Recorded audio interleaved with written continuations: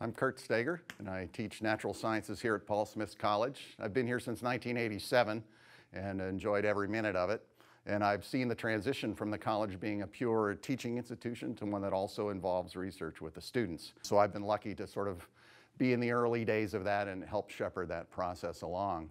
And what I'd like to do is explain a few things. One is how important having research at the college is, how it involves students and how it benefits the college, and also a little bit of what goes into this and what's required to make this happen. Our motto here at the college is it's about the experience, and our selling point, you could say, is not just the beautiful location, but it's the hands-on approach to education, that we really do it. We really walk the walk and talk the talk more than I think a lot of other colleges do. And as a science instructor, I like to get across to the students that science is more than just a collection of facts. It's also a process. It's a way of finding out information as well. A lot of us faculty do research, and it actually supports our teaching effort by modeling to the students how science is done. And it also generates activities and interest among the students as well. My research in graduate school at Duke University involved going to lakes in Africa, taking core samples down through the sediments in the bottoms of the lake, and then reconstructing environmental change over thousands of years. So the comings and goings of ice ages and evolution of species and things. So when I came here to Paul Smith's, my students and I built our own equipment to sort of do a smaller version of what I was doing on a larger scale at Duke.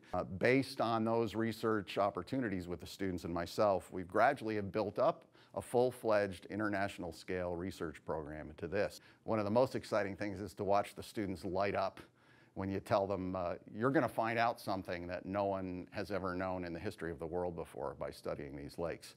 So the basic technique is we have different ways of collecting the sediment.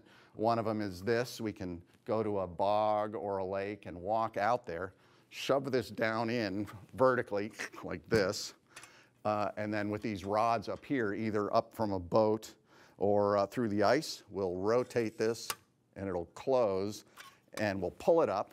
And when we do, we've caught a section of mud here with all the layers in it, going back through time, technically as far back as the Ice Age. It was in 1999. I was just finishing a lecture about evolution of fish and the research I used to do in Africa on the lakes. And I mentioned this lake that's famous among biologists where these fish have evolved in place over thousands of years. But the question was, how old was the lake itself? How many thousands of years old? So how long did it take those fish to evolve? And I mentioned it as a mystery that could be solved by coring. After the class, 4 students cornered me right in that hallway right there and said, why don't you write a grant proposal and take us to Africa and we'll find out how old the lake was? So I said, okay. And it worked. We actually got the grant. I took 4 students as a team to Lake Victoria in East Africa with the National Science Foundation and some other groups as well. And we cored down through the lake, found out it was 5,000 years old, a little older than scientists had thought, one of the most famous evolution sites in the world. And we ended up publishing a peer-reviewed paper with students on the paper. And people refer to this now. Since then, I've taken, I think, a dozen students to different parts of Africa to do this kind of a research. When you do get published in the literature, you get press coverage. So the National Science Foundation, who funded this, also helped promote this information, and we got international coverage. You can search it out on the web. So we've got student co-authors on papers. That helps their career. It's great free press for the college. And of course, this all feeds back and helps you get the grant cycle going as well. It's always interesting to look in the distant past and find out when the Ice Age ended and how fish evolved in Africa and things like that. But this kind of research now has a special relevance in the Adirondacks, in the region where we are right now. Now that climate change is on everybody's minds, especially in the last year or so, and we've had these wild floods and droughts and fires and things like that too. So coincidentally, I was realizing with the students that we actually know less about the history of the Adirondacks in terms of climate history and environmental history than we do of Africa, where we were working.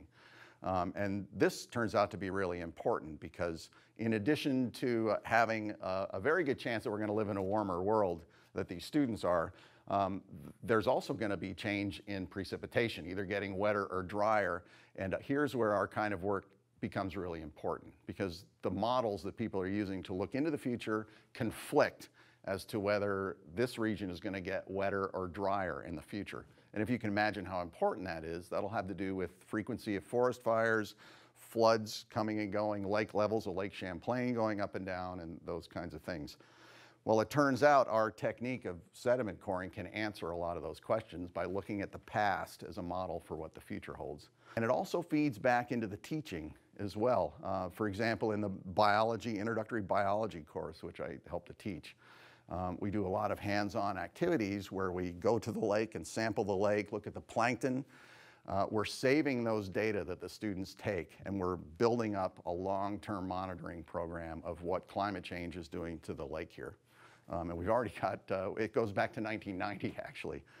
So it's a very valuable scientific tool to look to the past for clues to the future. Once you have your really good research, then you have to publish it, and that takes peer review, and it needs to be in a reputable journal. For example, the biggest journal in the country is called Science. It comes out every week. And I've had 2 papers show up in Science, and when that happens, based on the research of this sort, or for example, the South Africa study that was just recently published with students got a lot of press as well. That's where it comes from. People come to you if you have something interesting to say that no one else knows. You get that from your research. So there was years of work leading up to this that was done behind the scenes before you get this big media push. I recently published a book called Deep Future about the long-term future of climate change from a historical perspective, and that's been sold around the world. Here's a Spanish translation just came out. It just came out in paperback, and they're selling it in Taiwan, and went on a book tour in Australia. So whenever I go, I mean, I'm presenting myself as the professor from Paul Smith's from the college, and I talk about the experiences with the students as well. It's a finely tuned, closely interacting system that requires a lot of time and energy to do it, a lot of background work that's invisible unless you know how this kind of a system works.